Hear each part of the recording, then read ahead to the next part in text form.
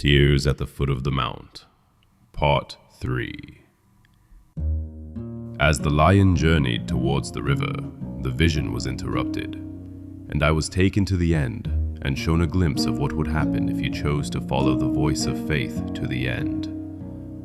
At the end of the journey, the lion was restored to his place on the mountain, but he was no longer just a lion. He had become a griffin, a majestic fusion of lion and eagle. When this griffin let out a roar, it wasn't just the voice of a lion, it was a composite cry. There was the roar of a lion, the screech of an eagle, and a chorus of many voices in one. I realized that these were the voices of the various animals that had once bowed before him.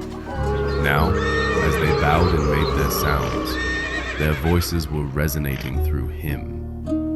The impression I received was like scenes from Avatar: The Last Airbender, when the Avatar enters the Avatar state, and past lives speak through him. That's how the griffin sounded, like many generations roaring in one. Then the setting zoomed out. I noticed that the mountain was at the heart of a great forest, surrounded by gigantic cedar trees. I was lifted up and shown from above, and I saw that giants had been secretly surrounding the mountain all along, hidden among the trees.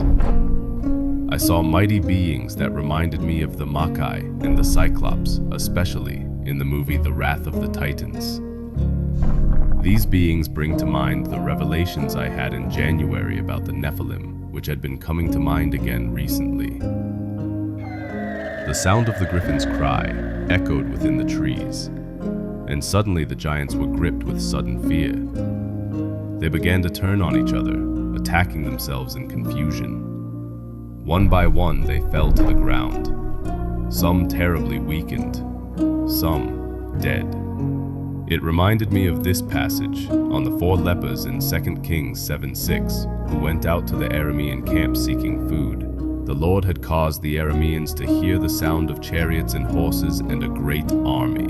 Something I couldn't help but notice was that the griffin, despite his restored authority, which was greater than at the beginning, was not exuding pride like the young lion. Instead, he was now humble, broken, and very conscious of his true calling, to be a voice for the animals and to the animals.